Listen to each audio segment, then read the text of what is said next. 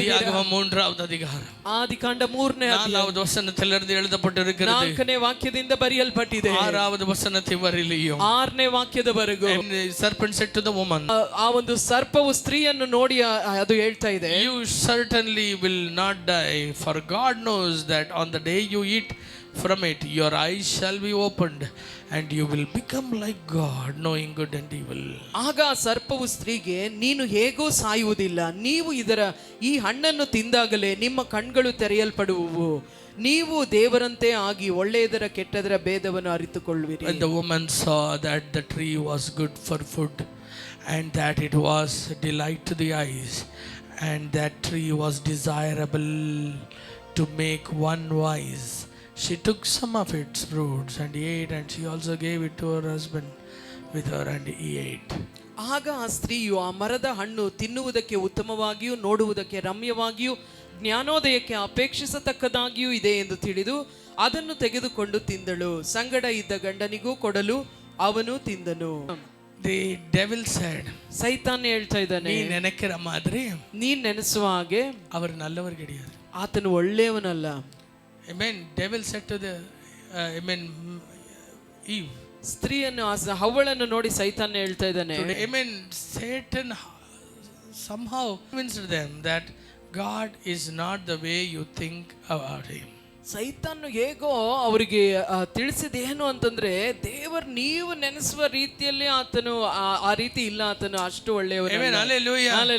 என்னது பண்ணான் தெரியுமா அவன்? ಏನ್ ಮಾಡ್ದ ಗೊತ್ತಾ? ஈவுக்கு புரிய வச்சதொன்னுதான், நீ நினைக்கிற மாதிரி அவர் நல்லவர் கிடையாது. ಅವಳಿಗೆ ಅವನು ಹೇಳಿದ್ದೇನಂದ್ರೆ, ನೀ ನೆನೆಸುವ ಹಾಗೆ ಆತ ಒಳ್ಳೆಯವನಲ್ಲ ಅಂತ ಅರ್ಥ ಮಾಡಿದ.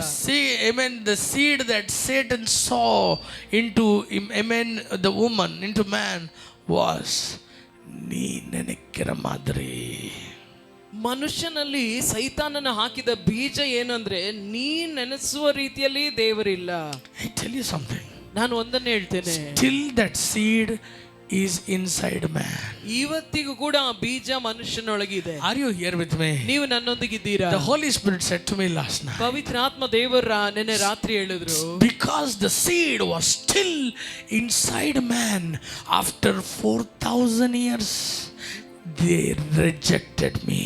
4,000 ವರ್ಷಗಳಿಂದಲೂ ಆ ಬೀಜ ಮನುಷ್ಯನೊಳಗೆ ಇದ್ದ ಕಾರಣದಿಂದಲೇ ಮನುಷ್ಯರು ನನ್ನನ್ನು ತೊರೆದ್ರು. அப்ப உண்மை என்ன? ಹಾಗಾದ್ರೆ ಸತ್ಯ ಏನು?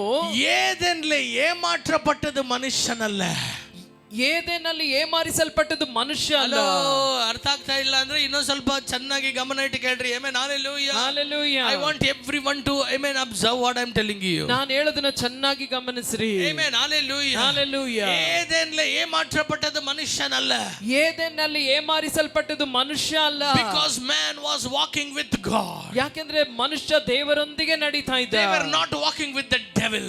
ಸೈತಾನನೊಂದಿಗೆ ಅವರು ನಡೀತಾ ಇರಲಿಲ್ಲ. They were walking with God. ಅವರು ದೇವರೊಂದಿಗೆ ನಡೀತಾ ಇದ್ರು. They had an intimate fellowship with God. ದೇವರೊಂದಿಗೆ ಅನ್ಯೋನ್ಯವಾದ ಸಂಬಂಧವನ್ನು ಅವರು ಹೊಂದಿದ್ರು. They knew their God. ಅವರಿಗೆ ತಮ್ಮ ದೇವರು ಯಾರೆಂದು ತಿಳಿದಿತ್ತು. ಆಮೆನ್. ಅವರು ಆಂಡவர் எவ்வளவு நல்லவர் என்றதை ருசித்து பார்த்தவர்கள் அவர்கள். ಅವರು ದೇವರು ಎಷ್ಟು ಒಳ್ಳೆಯವರೆಂಬುದಾಗಿ ಅನುಭವ ಸವಿದು ತಿಳಿದಿದ್ರು. ஏமாற்றப்பட்டது மனுஷன் கிடையாது, அந்த ஏதேனிலே ஒருவர் ஏமாற்றப்பட்டார் என்றால் அது ஆண்டவர் தான். அங்கே ಏಮಾರಿಸಲ್ಪಟ್ಟದ್ದು ಏದೇನ್ ತೋಟದಲ್ಲಿ ಒಬ್ಬರು ಇದ್ದಾರೆ ಅಂದ್ರೆ ಅದು ದೇವರು ಮಾತ್ರವೇ. ಏದೇನ್ ತೋಟದಲ್ಲಿ ಏಮಾற்றಪಟ್ಟது ಆಮೆನ್ ಮನುಷ್ಯನಲ್ಲ, ದೇವನ್தான் அந்த இடத்துல ஏமாற்றப்பட்டார். ಏದೇನ್ ತೋಟದಲ್ಲಿ ಏಮಾರಿಸಲ್ಪಟ್ಟದ್ದು ಮನುಷ್ಯನಲ್ಲ, ದೇವರೇ ಆ ಸ್ಥಳದಲ್ಲಿ ಏಮಾರಿಸಲ್ಪಟ್ಟದ್ದು. ನಾನು சொல்லுகிறதை புரிஞ்சிட்டு இருக்கிறீங்க? ಎಷ್ಟು ಜನರಿಗೆ ನಾನು ಹೇಳೋದು ಅರ್ಥವಾಗ್ತಾ ಇದೆ? What I am telling you. ನಾನು ಹೇಳೋದು ನಿಮಗೆ ಅರ್ಥವಾಗ್ತಾ ಇದೆಯಾ? ಅವನು ಅங்க வெச்சான் பாரு ஒரு சீட மைண்டுக்குள்ள. ಅವನು ಅಲ್ಲಿ ಮನಸ್ಸಿನಲ್ಲಿ ಒಂದು ಬೀಜವನ್ನು ಬಿತ್ತದ ನೋಡಿ. ಆಮೆನ್. அந்த ஒரு சீடு, ಆ ಬೀಜ ಏದೇನುக்குள்ளவே அவங்களை ರಿಪೆಂಟ್ ಆಗ ಬಿಡಲ್ಲ.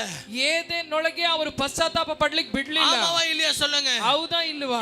Amen. Adam never came running to the feet of the Lord and said, Lord, forgive me, Lord. ಆದಾಮನು ಓಡೋಡಿ ಬಂದು ದೇವರ ಪಾದದಲ್ಲಿ ಬಿದ್ದು ನನ್ನನ್ನು ಕ್ಷಮಿಸಪ್ಪ ಅಂತ ಕೇಳಲಿಲ್ಲ. Neither did Eve come and say, Lord, please forgive me, it is me who have done the mistake. ಅವಳಾದ್ರೂ ಓಡಿ ಬಂದು, ಅಪ್ಪ ಅದು ನಾನು ತಪ್ಪು ಮಾಡಿದ್ದು ನನ್ನನ್ನು ಕ್ಷಮಿಸು ಅಂತ ಕೇಳಲಿಲ್ಲ. They were accusing each other. ಅವರು ಒಬ್ಬರ ಮೇಲೆ ಒಬ್ಬರು They were ತಪ್ಪು ಹೊರಿಸ್ತಾ accusing ಇದ್ರು. each other. ಒಬ್ಬರ ಮೇಲೆ ಒಬ್ಬರು Today ತಪ್ಪು I want ಹೊರಿಸ್ತಾ to ಇದ್ರು. tell you something. ಈ ದಿನ ಒಂದನ್ನು ನಾನು ನಿಮಗೆ ಹೇಳ್ತೇನೆ. Why are you going through loneliness? ಯಾಕೆ ನೀವು ಒಂಟಿತನದಲ್ಲಿ ಹೋಗ್ತಾ ಇದ್ದೀರಾ? Amen. Why are you going through, amen, painful days in your life? ಯಾಕೆ ನಿಮ್ಮ ಜೀವನದಲ್ಲಿ ನೀವು ನೋವಿನ ಹಾದಿಯಲ್ಲಿ ಹಾದು ಹೋಗ್ತಾ ಇದ್ದೀರಾ? Amen. இன்றைக்கு ஒரு காரியத்தை தெரிந்துகொள். ಒಂದು ಕಾರ್ಯವನ್ನು ಈ ದಿನ ಅರ್ಥ Amen. ಮಾಡ್ಕೊಳ್ಳ್ರಿ. You need to accept your sin. ನಿಮ್ಮ ಪಾಪವನ್ನು ನೀವು ಒಪ್ಪಿಕೊಳ್ಬೇಕು. Amen. You need to accept your weakness. ನಿಮ್ಮ ಬಲಹೀನತೆಗಳನ್ನು ನೀವು ಒಪ್ಪಿಕೊಳ್ಬೇಕು. நான் சொல்றது எத்தனை பேர் புரிஞ்சிட்டு ನಾನು இருக்கீங்க? ಹೇಳೋದು ಎಷ್ಟು ಜನಕ್ಕೆ ಅರ್ಥವಾಗ್ತಾ ಇದೆ? You are not called to be alone. ನೀವು ಒಂಟಿಯಾಗಿರ್ಲಿಕ್ಕೆ You are ಕರೆಯಲ್ಪಟ್ಟವರಲ್ಲ. called to be one with Jesus. ನೀವು ಯೇಸುವೊಂದಿಗೆ ಒಂದಾಗಿರ್ಲಿಕ್ಕೆ You are ಕರೆಯಲ್ಪಟ್ಟವರು. called to live with the innocent one. ಆ ಮುಗ್ಧನಾದ ಯೇಸುವೊಂದಿಗೆ ಜೀವಿಸಲಿಕ್ಕೆ ಕರೆಯಲ್ಪಟ್ಟವರು ನೀವು. ஆனால் ஏவனால வாழ முடியல. ಆದ್ರೆ ಯಾಕೆ ನಿನ್ನಿಂದ ಬದುಕಲಿಕ್ಕೆ ಆಗ್ತಾ ಇಲ್ಲ? இன்னுமாய் அந்த பொய்யை நம்பிக்கொண்டிருக்கிறாய். ಇನ್ನು ನೀ ಆ ಸುಳ್ಳನ್ನು ನಂಬ್ತಾನೆ நீ ಇದೀಯಾ? இன்னுமாய் தேவனை முழுவதுமாய் நம்பிக்கை இல்லாமல் வாழ்ந்து கொண்டிருக்கிறாய். ಇನ್ನು ದೇವರಲ್ಲಿ ಪೂರ್ಣ ನಂಬಿಕೆ ಇಲ್ಲದೆ ನೀ ಜೀವಿಸ್ತಾ ಇದೀಯಾ? நான் சொல்லுகிறதை எத்தனை பேர் கேட்டுட்டு இருக்கீங்க? ನಾನು ಹೇಳದೆ ಎಷ್ಟು ಜನ ಕೇಳ್ತಾ ಇದ್ದೀರಾ? Hallelujah. Hallelujah. Hallelujah. Hallelujah. ஆண்டவருடைய வார்த்தை சொல்லுகிறது. ದೇವರ ವಾಕ್ಯ ಹೇಳ್ತದೆ. The seed was inside their mind. ಆ ಒಂದು ಬೀಜ ಅವರ ಮನಸ್ಸಿನಲ್ಲಿ ಬಿತ್ತಲ್ಪಟ್ಟಿತು. Amen. They accepted that. ಅವರು ಅದನ್ನು ಅಂಗೀಕರಿಸಿದ್ರು. ஆண்டவர் சொல்றாரு, ஏன் இப்படி பண்ண? ದೇವರು ಕೇಳ್ತಾ ಇದ್ದಾರೆ, ಯಾಕೆ ಈ ರೀತಿ ಮಾಡಿದೆ? Amen. They are not repenting. ಅವರು ಪಶ್ಚಾತ್ತಾಪ ಪಡ್ತಾ ಇಲ್ಲ. Repentance இல்லனா ಅದರುடைய ಅರ್ಥ ನಾನು ಅದೇ தான் ನಂಬಿನೇನ ಅರ್ಥ. ಪಶ್ಚಾತ್ತಾಪ ಇಲ್ಲ ಅಂದ್ರೆ ಅದರ ಅರ್ಥ ಅದನ್ನೇ ನಾನು ನಂಬಿದ್ದೇನೆ Today I want to ಎಂಬುದಾಗಿ. tell you something. ಈ ದಿನ ನಾನು ಒಂದನ್ನು If you ಹೇಳ್ತೇನೆ. don't repent for something in your life, ನಿಮ್ಮ ಜೀವಿತದಲ್ಲಿ ಯಾವುದೋ ಒಂದು ಕಾರ್ಯಕ್ಕಾಗಿ ನೀವು ಪಶ್ಚಾತ್ತಾಪ ಪಡಲ್ಲ ಅಂದ್ರೆ that means ಅಂದ್ರೆ you ಏನರ್ಥ? are not believing God 100%. ದೇವರನ್ನು ಸಂಪೂರ್ಣವಾಗಿ 100% ನಂಬ್ತಾ ಇಲ್ಲ ಅಂತ If you ಅರ್ಥ. are not repenting for your old ways, ನಿಮ್ಮ ಹಳೆಯ ದಾರಿಗಳು ಕಾರ್ಯಗಳಿಗೆ ನೀವು ಪಶ್ಚಾತ್ತಾಪ ಪಡ್ತಾ ಇಲ್ಲ ಅಂದ್ರೆ that means ಅದರ ಅರ್ಥ you don't want God again back into your life. ಮತ್ತೆ ದೇವರು ನಿಮ್ಮ ಜೀವಿತಕ್ಕೆ ಬೇಡ ಅಂತ ನೀವು ಹೇಳ್ತಾ ಇದ್ದೀರಾ. அவரே உன்னை விடுதலையாக்க வந்தாலும் ಆತನೇ ನಿಮ್ಮನ್ನು ಬಿಡುಗಡೆ ಮಾಡ್ಲಿಕ್ಕೆ ಬಂದ್ರು. அவரை நீங்க நம்பல. ಆತನ ನೀವು ನಂಬಲಿಲ್ಲ. அதற்காக தான் அவரை ஆமென் இந்த உலகம் நம்பல. ಅದಕ್ಕಾಗಿ ಈ ಲೋಕ ಆತನ ನಂಬಲಿಲ್ಲ. அவருக்கு நீங்க தன்னவர்களாய் காணப்பட்டாலும் ಆತನಿಗೆ ನೀವು ಆತನ ಸ್ವಂತ ಜನರಾಗಿ ಕಾಣಿಸಲ್ಪಟ್ರು. உங்களுக்கு அவர் சொந்த ஜனமா காணப்படல. ಆತನು ನಿಮಗೆ ಸ್ವಂತವಾಗಿ ನಿಮಗೆ ಕಾಣಿಸಲ್ಪಡ್ತಾ ಇಲ್ಲ. Why? ಯಾಕೆ? Sin is between you and God. ಪಾಪ ನಿಮಗೂ ದೇವರಿಗೂ ಮಧ್ಯದಲ್ಲಿದೆ. Amen. Bible says ಸತ್ಯವೇದ God ಹೇಳ್ತದೆ, came down into the burning bush. ದೇವರ ಮುಳ್ಳಿನ ಪೊದೆಯಲ್ಲಿ ಇಳಿದು ಬಂದ್ರು. And God said, ದೇವರು ಹೇಳಿದ್ರು, I want to deliver my people. ನನ್ನ ಜನರನ್ನು ನಾ ಬಿಡುಗಡೆ ಮಾಡ್ಲಿಕ್ಕೆ ಬಯಸ್ತೇನೆ. Moses said, I cannot do it. ಮೋಶೆ ಹೇಳ್ತಾರೆ, ನನ್ನಿಂದ ಇದು ಸಾಧ್ಯ ಇಲ್ಲ. God says, go, I will be with you. ದೇವರು ಹೇಳ್ತಾರೆ, ಹೋಗು, ನಾನು ನಿನ್ನೊಂದಿಗಿದ್ದೇನೆ. Amen. Where did Moses go? ಮೋಶೆ ಎಲ್ಲಿ ಹೋದ್ರು?